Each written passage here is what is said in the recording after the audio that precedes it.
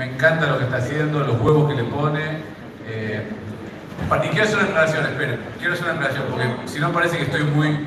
Sí soy fanático de Javier, y sí me encantaría, aunque ustedes se enojen, que el año que viene la doctora Kirchner venga a hablar con nosotros, la quiero escuchar.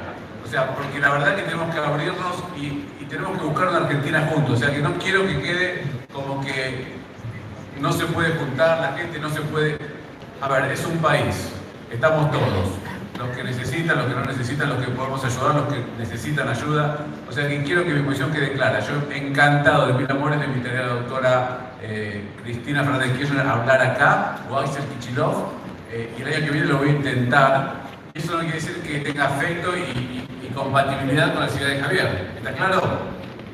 Gracias, Javier.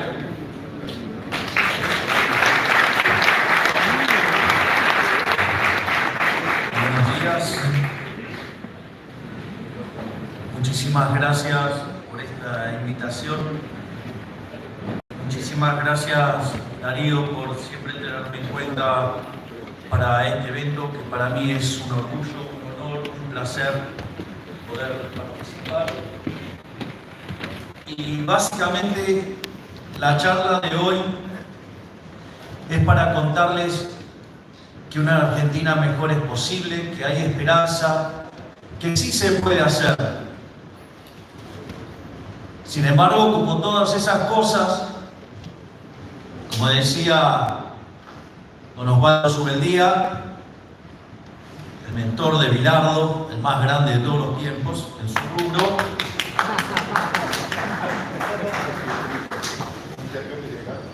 básicamente, sí, ahí suyo aplaudió porque, digamos, se pincha como pocos. La rosa de la gloria está llena de espinas. Entonces, lo que yo voy a hacer es una breve descripción de la coyuntura que atraviesa Argentina. ¿Por qué Argentina está al borde de la peor crisis de su historia, pero que a pesar de todo eso se puede salir? Y eso es lo que voy a estar explicando en la segunda parte. Lo primero que tenemos que comprender, internalizar, asimilar de alguna manera es que estamos a las puertas de lo que podría ser la peor crisis de la historia argentina. Porque básicamente conjugamos lo peor de tres de las crisis más grandes del país. En el plano social, hoy tenemos indicadores que son mucho peores que los que teníamos en el 2001. Estamos peor en términos de pobres, estamos peor en términos de indigentes, estamos peor en términos de ingreso medio. Y la realidad es que si ustedes corrigieran la tasa de desempleo por planes sociales y empleo público espurio, también estaríamos con una tasa de desempleo mucho más alta. Por lo tanto, en ese contexto, la situación social de Argentina es extremadamente delicada.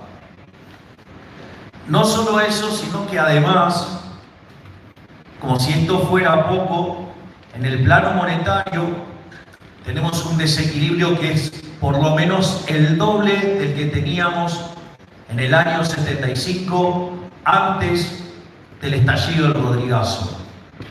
El Rodrigazo fue como consecuencia de un desequilibrado que tenía una obsesión por el control, que lo quería controlar todo, y dentro de esas locuras impulsó algo que se llamaba un plan de inflación cero, que era un control de precios verdaderamente salvajes, al tiempo que seguía teniendo déficit fiscal y lo financiaba con emisión monetaria.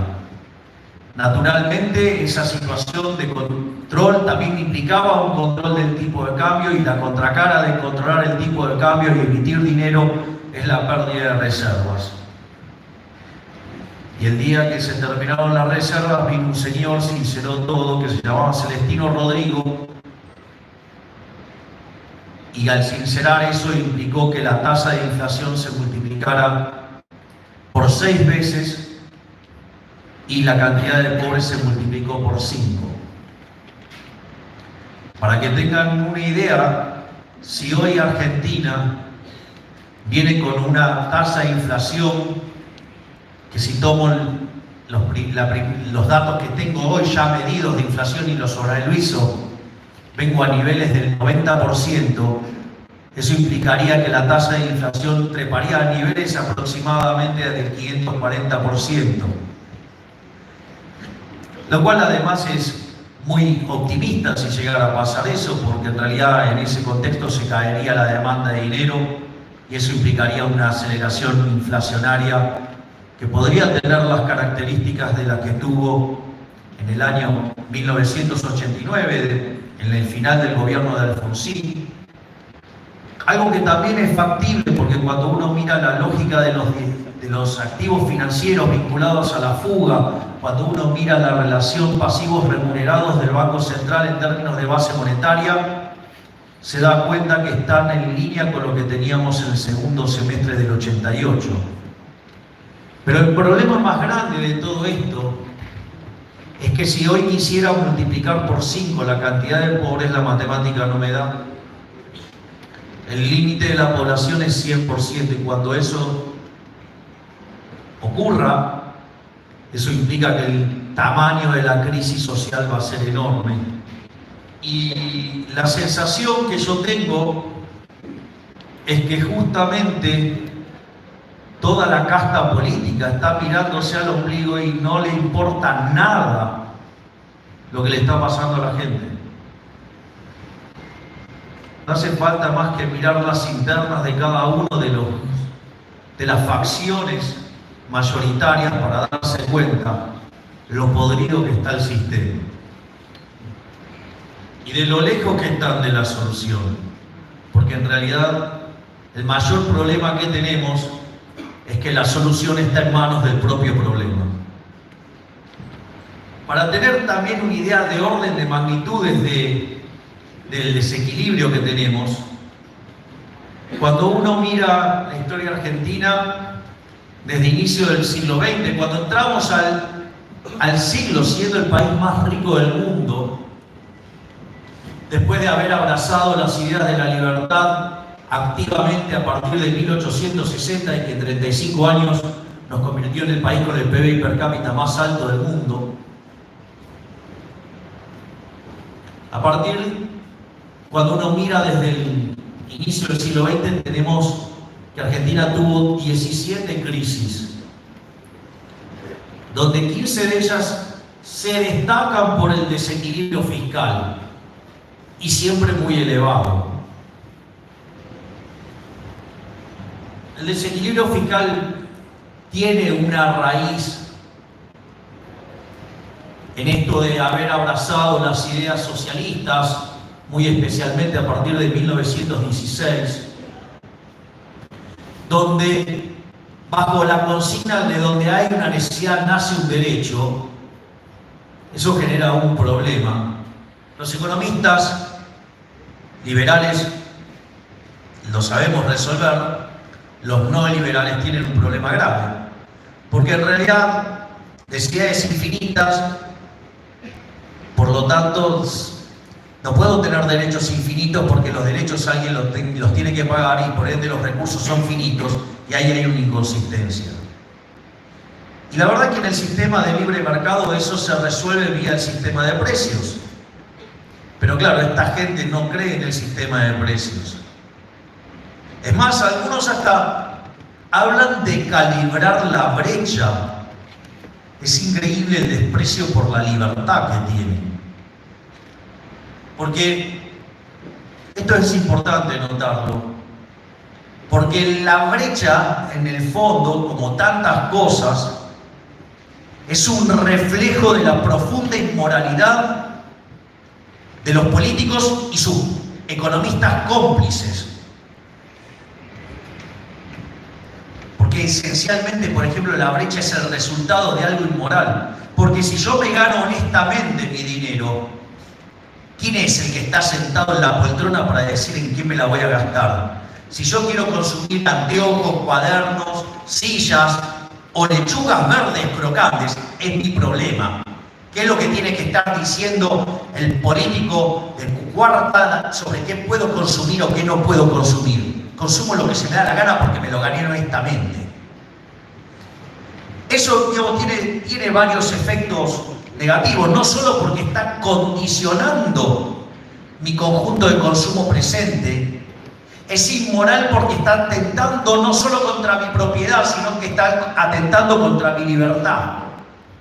Por ende, ya en sí mismo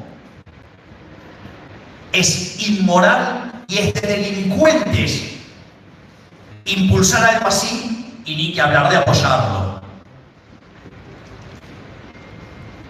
Digo, si quieren ser más rastreros y más inmundos, hablen de calibrar la brecha. Pero no solo eso, sino que además no solo genera un daño en el presente, sino que también genera daños a futuro. Porque esos daños a futuros, el peso no es reserva de valor. Y al no ser reserva de valor, piensen si ustedes se hubieran quedado con 100 pesos en lugar de 100 dólares en el año 2001. El dólar no es una maravilla de moneda, pero aún así, hoy hubieran perdido el 99,7%. Es decir, una estafa. No es reserva de valor. Por lo tanto, no solo les estarían castigando el consumo presente, sino que además le estarían destruyendo el consumo futuro. De esta manera se destruye el ahorro y por ende, ¿con qué van a financiar la inversión? Por ende, no acumulan capital, no se crean fuentes de trabajo, no hay productividad, los salarios reales son inmundos y explota la cantidad de pobres e indigentes.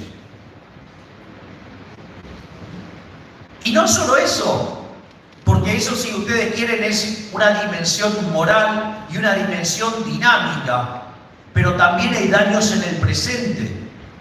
Porque cuando ustedes están controlando el tipo de cambio, si en Argentina no faltan dólares, sobran pesos. Eso es lo que pasa. Lo que sucede es que ustedes con esto generan ¿qué? Generan un exceso de demanda de divisas que tiene como contraparte un exceso de oferta en toda la economía. Esto quiere decir que el precio de los bonos se destruye, la tasa de interés se va a las nubes y en ese contexto el riesgo país explota. Entonces tenemos más riesgo país que lo que es Ucrania, que tiene los soldados rusos ahí adentro, o Sri Lanka, que acaba de defaultear y sus títulos cotizan a mejor paridad que la nuestra. Pero no solo eso, eso descoordina el mercado de bienes, castiga el nivel de inversión, desintermedia el ahorro y la inversión, el ahorro se fuga del país, huyendo de los políticos ladrones, la inversión se derrumba, cae la demanda de trabajo, menos capitalización, menos salarios reales, más pobres, más indigentes. Y eso requiere más gasto público. Como nadie nos quiere financiar, más emisión, más inflación. Y en el fondo, no solo que genera todo este desastre macroeconómico presente y futuro, sino que además, como si todo esto fuera poco, la situación es que aumenta artificialmente la demanda de dinero, lo que se llama el money overhang, o sea, el sobrante monetario. Algo como pasó en el 75, algo como pasó en el 59. Ustedes hoy deberían tener una demanda de dinero en torno a 3 puntos del PBI, tienen 12. Muchachos, hay un problema, o sea, salvo que se multiplique el PBI por 4, me parece que la cosa puede ir por precios. ¿Y cuándo no aguanta más? Y cuando no aguanta más, cuando la tensión social hace que esta mentira de devaluar a garrotazos, porque en el fondo un control, ¿qué es? La devaluación vía el garrote. O sea, ¿qué es lo que descubrió el sistema del precio, el liberalismo, el capitalismo? Que cuando ustedes tienen un exceso de demanda, el precio sube, y si hay un exceso de oferta, cae el precio. Es decir, el sistema de coordinación es vía los precios. Bueno, hay gente salvaje que lo quiere corregir a garrotazos en la cabeza de la gente. Es decir, los que defienden los controles de capitales. ¿Para qué? Para aumentar la base imponible del impuesto inflacionario. Un impuesto no legislado, un robo a mano armada. Un robo que este gobierno de delincuentes en sus 2 primeros años se cargó 11 puntos del PBI. Y después dicen que no digo que son choros. Qué antojadizos son algunos comunicadores. Pero para tener un orden de magnitudes de dónde estamos parados, miren, el Rodrigazo en el año 75 estalló con un déficit fiscal de 14 puntos del PBI. La tablita cambial en el 81 estalló con 11. La hiperinflación de Alfonsín con 8 y la convertibilidad con 7. Hoy el déficit entre Nación y Banco Central es de 10 puntos del PBI. Es decir, está la bomba ahí que hace tic-tac, tic-tac, tic-tac, y todos mirando para otro lado a ver cómo roban, a ver con qué pedazo del poder se quedan. Y son tan inmorales que la única propuesta de ajuste que tienen es tocar al sector privado, no al problema, porque la de ellos no se toca. Eso yo lo denuncié y está el video, o sea, con lo cual, digamos, o sea, lo pueden encontrar, donde yo dije que los liberales no estábamos dispuestos a aceptar que el ajuste recayera sobre el sector privado. Es más, era tan inmoral lo que había propuesto Guzmán, que no solo que hacía el ajuste que pactaba con el Fondo Monetario Internacional solamente sobre el sector privado, sino que además lo sobrereaccionaba para que aumentara la joda de la política. Una inmoralidad. Inmoralidad que muchos de Juntos por el Cargo estaban de acuerdo. En especial aquellos legisladores ligados a los que tienen responsabilidades ejecutivas. Ahí no me lo va a contar nadie. Yo estaba en los pasillos viéndolos negociar a esas ratas arrastrándose de un lado y del otro. Profundamente inmorales, porque cuando ustedes supongan que tienen a alguien que los representa, ponele, y van a negociar con la autoridad de la que ustedes dependen y vuelven con menos remuneración, ¿cuántas veces aceptarían eso? Digo, porque cuando se trata de meterle la mano al bolsillo a ustedes, a los que producen, a la gente de bien, a la que se esfuerza, ahí se ponen todos de acuerdo en levantar la manito. Claro, como estábamos los liberales dejándolos en evidencia, no podían dejarlo pasar. En especial cuando se van a una reunión de presidentes de bloque y yo no voy ahí y los denuncio en pasos perdidos. Entonces tuvieron que inventar la ficción de la pelea. Era muy interesante, ¿sabes qué les cuento? Uno de los que en cámara aparecía gritando así muy efervescentemente, yo lo tengo a 10 metros, no lo escuchaba. Para que sepan el nido de rata que es eso. Alguien me dijo, bueno, cuando vos entraste en política tenías una mala opinión de la política, y ahora ¿qué pensás? Que me equivoqué. Me dijo, no era tan malo. No, me equivoqué porque es mucho peor de lo que imaginaba. Y como sigo viviendo de la que genero yo en el sector privado, más los detesto. Quiero que les quede bien claro. Bueno, mis compañeros de trabajo muchos no me quieren tampoco. Entonces, ¿qué es lo que quiero señalar con esto? O sea, Argentina necesita hacer un ajuste grande, pero fíjense esto, la complicidad de Juntos por el Cargo, porque cuando fue el financiamiento, votaron el financiamiento, no el presupuesto. Qué interesante, la pregunta es cuando ustedes acumulan deuda, ¿acumulan deuda de la nada? No, es la contraparte del déficit fiscal. Y ese déficit fiscal estaba asociado al presupuesto que implicaba un brutal ajustazo sobre el sector privado, más que proporcional para que la política siguiera con la joda. ¡Ey! Bienvenidos. Este es el mundo real. Son malos los de un lado y son malos los del otro. La única diferencia son los buenos modales. La violación es violación, sea, digamos, con o sin vaselina. Les aviso. al margen de eso,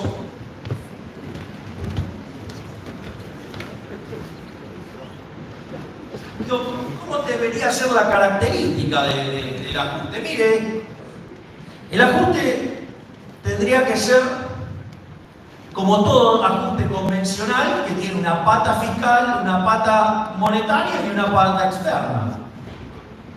La pata fiscal es decir, miren, si yo tengo 10 puntos de déficit fiscal en términos del PBI y básicamente 4 o 5 puntos están en el Banco Central, ese lo podrían rodear. Si ustedes hacen las cosas bien, podrían llegar a rodearlo. Aun cuando es un problema grande, pero podrían llegar a rodearlo. Por lo tanto, tendrían que estar metiendo un ajuste de 6 puntos en el gasto público. Y lo tendrían que meter ¿dónde? En las partidas de donde roba la política.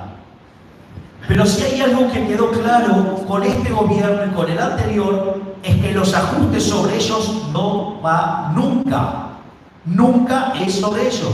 En este gobierno ahora están ajustando cualquier cosa menos la de ellos, y en el gobierno anterior tampoco, porque la única partida que ajustó fue las transferencias vinculadas al sector privado, que eran los subsidios. Está bien, digamos, poner los precios en caja, pero ese ajuste era el fácil, porque se lo pasaban al sector privado, no a la de ellos. Entonces lo único que está haciendo ahora Massa es ese mismo ajuste, pero un poquito reloading, porque las condiciones son bastante peores. No solo eso, en el plano monetario, ¿qué implicaría? Miren, la única forma de estabilizar la cuestión monetaria es dejen los precios libres, que la tasa de interés fluya. Digo, miren, la tasa les parece alta. Bueno, si ustedes tienen la punta corta, un riesgo país estratosférico y con la inflación viajando al 90% y posibilidad de acelerarse, probablemente la tasa de arbitraje en Argentina esté más cerca del 200% que del 100%. O sea, miren todavía lo que digo. La pregunta es, ¿y si ustedes tienen una tasa de interés de esas características, se quedarían? Mire, la codicia siempre es un factor importante en los mercados, pero cuando la limosna es grande hasta el santo desconfía. Y obviamente eso les permitiría liberar el tipo de cambio y terminar con esta cárcel, esta tortura que es los controles en el sector externo. Pero lo más probable es que cuando todo ello ocurra y en un contexto donde se está acelerando la inflación y donde probablemente caiga la demanda de dinero, es probable que todo ese money overhang se resuelva con una huida del peso y nos encontremos con la hiper. Ok, así estamos. Lo que les quiero decir es que estalle o no, hay solución. Hay solución. Una Argentina mejor es posible. Argentina puede ser viable. De hecho, una de las cosas, no sé si más interesantes o frustrantes a la vez, es que mi campo de especialización en economía es crecimiento económico con y sin dinero. Es decir, soy especialista en crecimiento y especialista en inflación. Ahora, especialista en crecimiento, de ser el país más rico del mundo, somos menos que 70, el tipo de cambio paralelo 140. Argentina hoy tiene un PIB per cápita que es 16% inferior al del 2011. Tenemos salarios reales en línea a los, no solo más bajos de Latinoamérica, sino que están en línea con lo que teníamos en el 2003. Estamos con PIB per cápita en línea con lo que teníamos en el año 73, 74 y una productividad del año 50. O sea, tenemos un problema grave de crecimiento. Y también tenemos un problema grave de inflación, porque al margen de toda la historia de que le quitamos 13-0 a la moneda, que tuvimos 2 hiper sin guerras y que el único programa exitoso que tuvimos en la historia fue el de la convertibilidad en el siglo XX, Eso, cuando salimos de la convertibilidad, ¿qué nos decían los políticos? Porque entonces decíamos, ahora nos van a llenar la canasta de inflación. ¿Y qué decían? Los mentirosos de siempre. A los que se les dijo que se vayan todos, y están los mismos, de un lado y del otro. Y no solo que están ellos, están con sus familiares, con sus amantes, con sus peluqueros, el cirujano plástico y toda la horda. Dijeron, esta vez será diferente. Y en ese contexto el kirchnerismo en sus primeros 4 años de régimen tuvo una inflación promedio en torno al 8%, casi 10%. El segundo periodo del régimen estuvo en 20%. El tercer periodo, 28%, es decir, casi tocando el 30%. Después vino Macri y creíamos que iba a hacer un giro pro mercado, pero prefirió aliarse a los socialistas, prefirió quedarse encorsetado por los socialistas, ¿sí? Con sus socios, los fracasados de siempre, los radicales, que son miembros del Internacional Socialista, con la coalición cívica, que es un desprendimiento por izquierda del radicalismo, o con las palomitas tibias.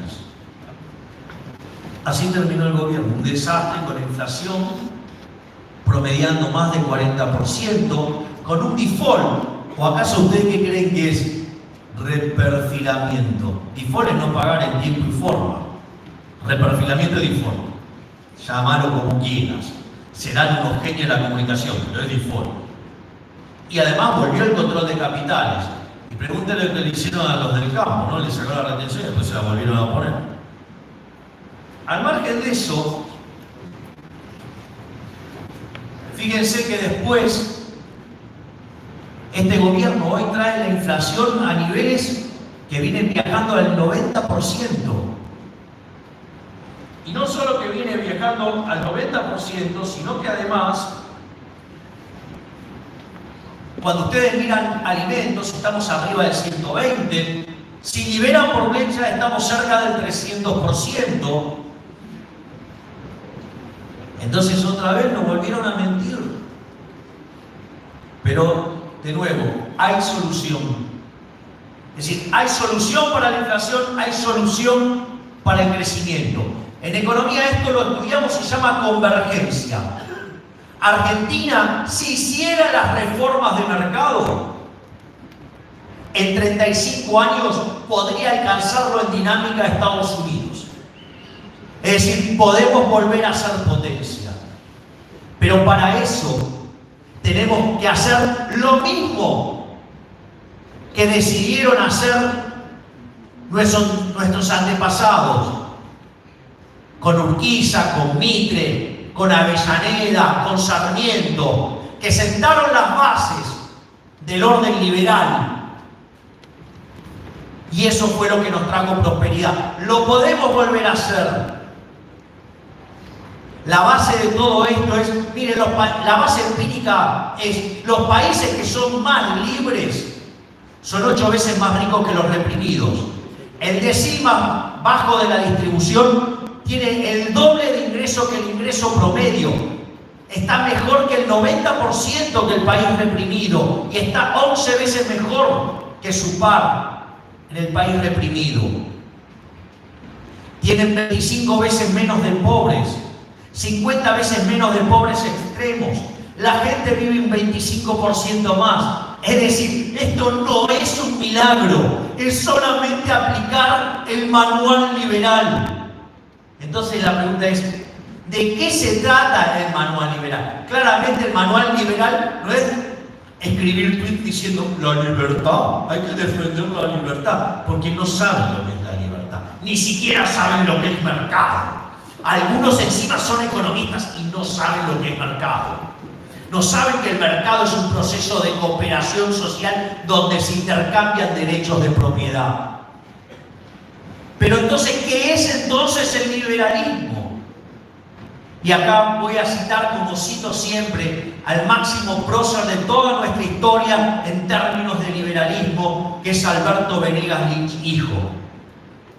Y que venga alguien y me diga que no está de acuerdo con estas premisas, salvo que sea político, que obviamente las detesta, de un lado y del otro.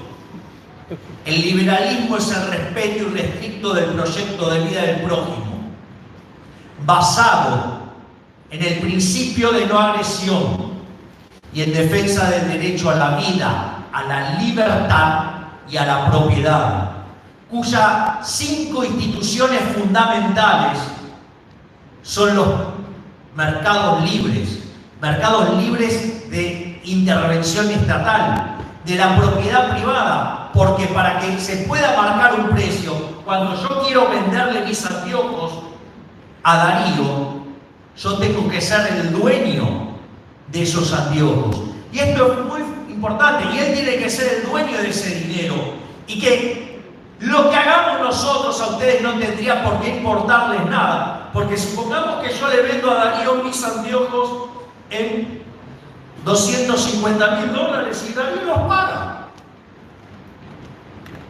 Entonces alguien podría decir, che, esto es una estafa. Lo que ustedes no saben es que Darío viene del futuro y sabe que soy el próximo presidente de la Argentina y que soy el que va a poner de pie a este país, que lo voy a sacar de esta trampa socialista y que vamos a volver a ser libres y gratis.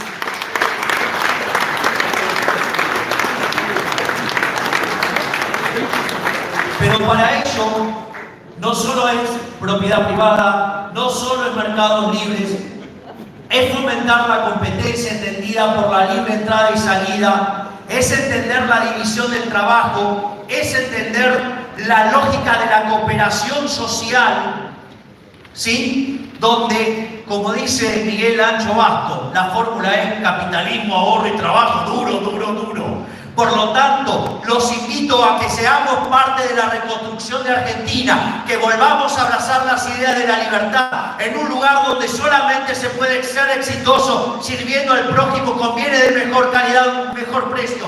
No tengan dudas que si lo volvemos a hacer, vamos a repetir los momentos gloriosos del siglo XIX y vamos a ser potencia. ¡Viva la libertad, carajo!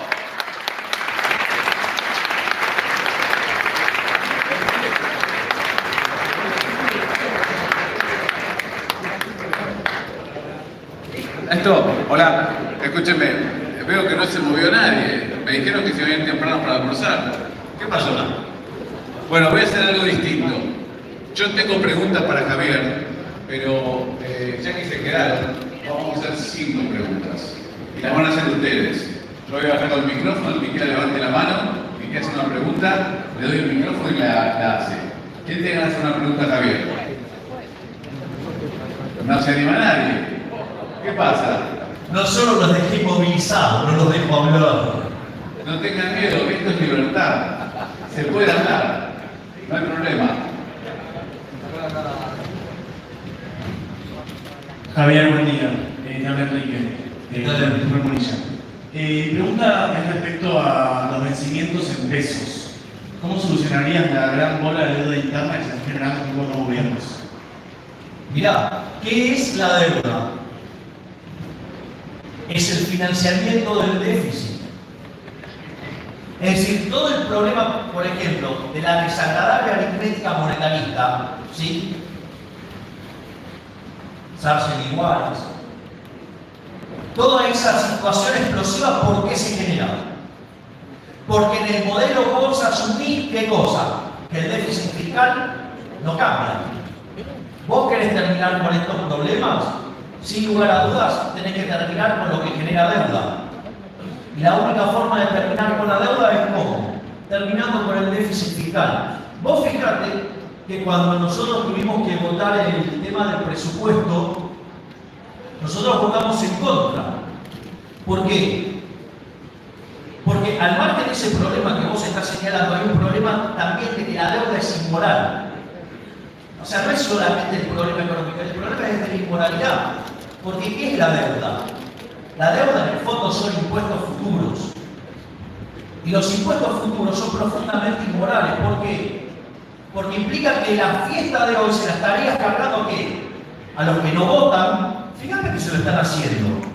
Se lo cargarías a tus hijos, a tus nietos y hasta gente que aún no nació. Imagínate, por ejemplo, algunos de ustedes que tengan nietos, se vayan de farra y le pasen la cuenta al nieto. ¿Cómo la ven?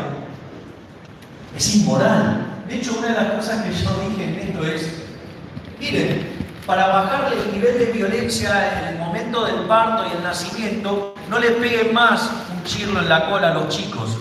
Le tienen solamente que mostrar todo lo que debe cuando nace.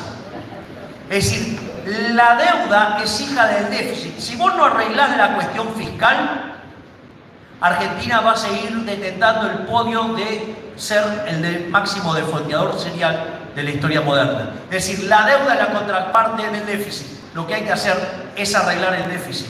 Vos arreglás eso, liberás las variables. Ahora bien, cuando vos generás desequilibrio como lo del Manío Barja, el Rodrigazo es posible. Y la hiper también. Bueno, pregunta. Hola, buenas tardes. ¿Qué tal? ¿Cómo pensás que podés llegar a romper el aparato electoral para no resultar vos ser funcional a alguna de las dos partes? Bueno, eso es un argumento muy autoritario, violento y agresivo que suelen exponer los de Juntos por el Cargo porque se creen que son los dueños de los votos. La pregunta es, cuando vos votás, ¿alguien te dice a quién tenés que votar? ¿Sos libre al votar? ¿Tu pensamiento es de alguien? ¿Sos perteneces a alguien? ¿Sos el esclavo de alguien? Bueno, entonces lo primero que tenemos que entender es que los votos no son ni de Juntos por el Cargo ni del Frente de Chorros. Los votos son de ustedes. Y lo primero que tienen que entender es no dejarse esclavizar por ellos. Primer punto. Segundo punto, en cuanto a lo que tiene que ver con qué pienso gobernar yo con la gente de mi lado. Es decir, en lugar de cómo gobiernan de un lado y del otro, en favor de sus privilegios de casta, jodiéndole la vida a la gente, ¿saben? Yo esto ya lo he dicho alguna vez, pero como el público se renueva, o como decía Mises, mientras ellos sigan repitiendo sus mismas mentiras, nosotros vamos a seguir repitiendo nuestras mismas verdades. Cuando ellos te piden el voto, es porque quieren el poder para seguir saqueándote. Cuando yo te pido el voto es para poder devolverte el poder a vos. Porque yo soy liberal. Yo no me disfrazo de liberal. Yo no trato de recitar sobre la superficie un discurso liberal porque los focus group dicen que, che, mirá, a la gente le está gustando la libertad. Pero después te rompen la cabeza impuestos, te duplican el tamaño del gasto público. ¿Ok? Entonces, ¿y sabés qué es lo más maravilloso de eso? Que la gente está despertando. Ya se dio cuenta que de un lado o del otro, con un discursito o con el otro, uno con más coaching y otro con menos, pero saben que te están mintiendo. ¿O acaso ustedes no recuerdan qué pasó en la última elección legislativa? Todos empezaron de repente a decir que había que bajar los impuestos. Mira, te lo voy a contar con una cosa bien concreta y bien dura. Yo firmé mi compromiso con la ciudadanía de que no iba a subir los impuestos en la Sociedad Argentina de Contribuyentes. Yo me niego a llamarlos contribuyentes porque querer llamar contribuyente al pagador de impuestos es como que el violador llame novia a la víctima. Y mi compromiso es que no voy a crear impuestos, que no voy a subir los impuestos y que voy a trabajar por bajarlos. En ese momento, Juntos por el Cargo hizo una pantomima firmando un papel inexistente.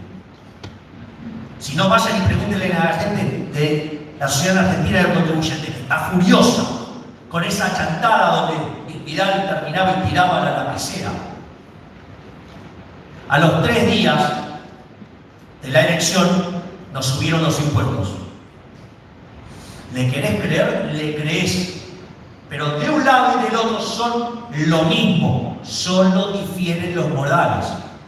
Si la diferencia para vos lo hacen los modales, seguí creyéndoles que uno le saca votos a otro. Es más, en la elección de las 15 comunas, nosotros ganamos en 13 a la otra expresión liberal de mentira. Porque era de mentira, porque en realidad si depende de un socialdemócrata no puede ser liberal. Y en realidad ellos mismos, no solo Rubinstein, sino parte de los que están en esa lista, dijeron que su único objetivo era tratar de perjudicarme a mí. Por lo tanto, no dejen de soñar con el amo bueno. Salgamos de la esclavitud, seamos libres y eso va a traer prosperidad. Perdón, me están echando el alvearles. Última pregunta que me la está pidiendo, por favor. Javier, podemos quedarnos 5 horas con vos, pero bueno, pagué hasta la 1 nomás. Javier, ¿por qué en la Argentina, según las mediciones que se hacen, hay más de un 40% de pobreza y hay únicamente un 7% de desocupación? Hay algo que nos pega ahí, ¿no es cierto? Y las cifras yo creo realmente que son cifras reales, que aquí bueno, vos me podrás decir, ¿cuál es tu impresión de este aspecto? Bueno, esto es uno de los temas más dolorosos y graves que tiene la Argentina. Hoy, cerca del 30%, y yo no sé si hoy ya es un número un poco más grande, de aquellas personas que tienen trabajo son pobres. Con lo cual tenemos un problema grave ahí. Pero no solo eso, el problema es que los números, te estás dando cuenta que los números de desempleo están... A ver, no es que son mentiras, pero es como cuando te hacen unas encuestas y te determinan determinadas preguntas y eso perjudica a determinadas personas. Entonces no te mintieron el resultado, pero te hizo las preguntas de una manera tal que... A ver, vamos a ponerlo en estos términos. Cuando yo salgo a preguntar si estás desempleado y te pregunto, ¿en la última hora estuviste buscando empleo? No, entonces no estás desempleado. Y no, quizá en la última hora no lo estuviste buscando, pues, no sé, estabas haciendo algo, de repente estabas comiendo, por decir algo. Entonces, digamos, como desempleo es el que busca y no encuentra, entonces yo te puedo agarrar, te puedo achicar el tiempo, cosa que en su momento hizo el kirchnerismo en su primera etapa. Y una de las cosas que también te pasa es que vos si estás computando planes sociales, digo, y corregís el empleo por ahí y demás, y además inflaste el tamaño de la cantidad de empleados públicos, mirá, pero los que siguen produciendo riqueza de verdad son 6 millones de tipos en el sector privado formal y son la misma cantidad de empleo que hay desde ese momento.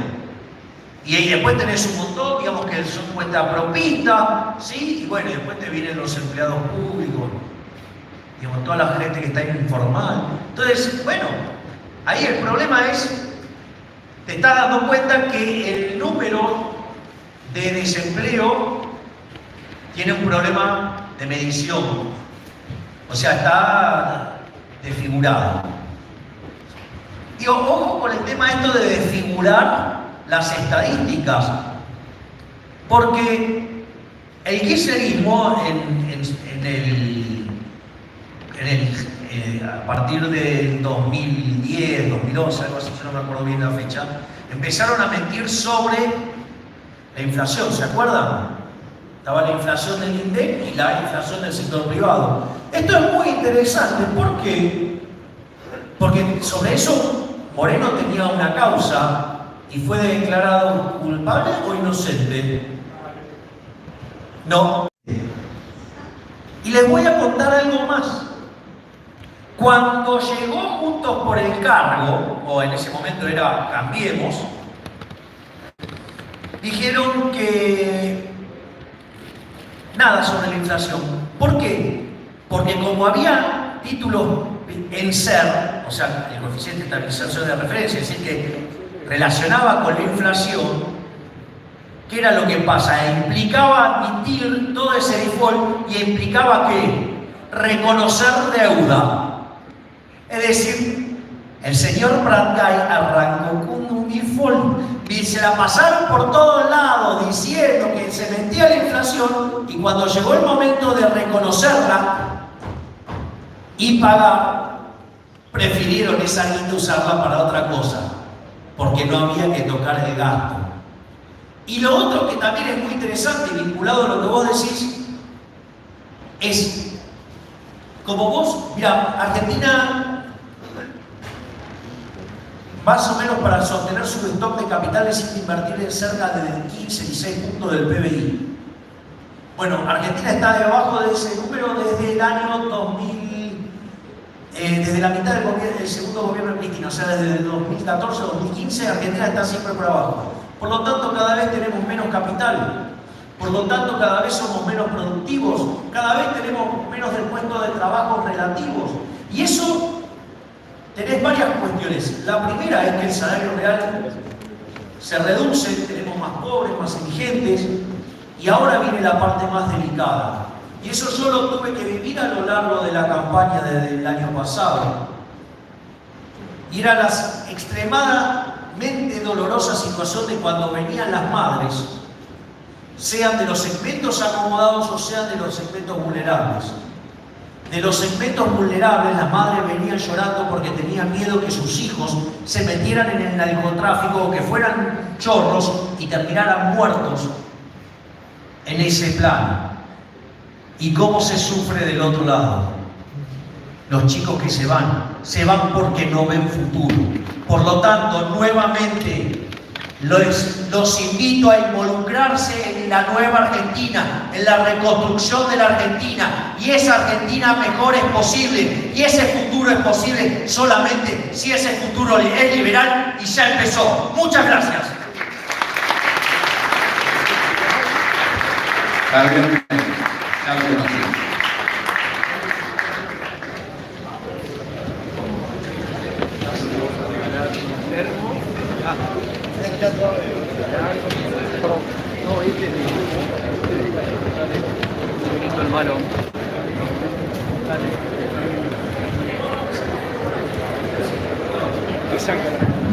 Hola, hola.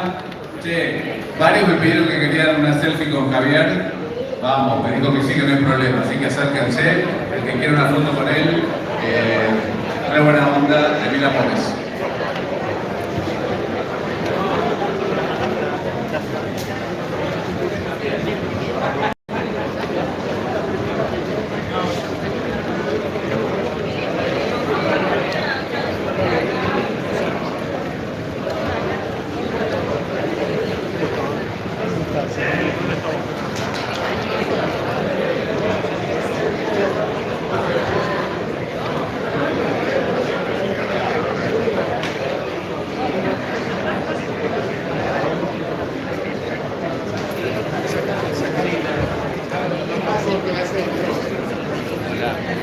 Yo tengo un peine.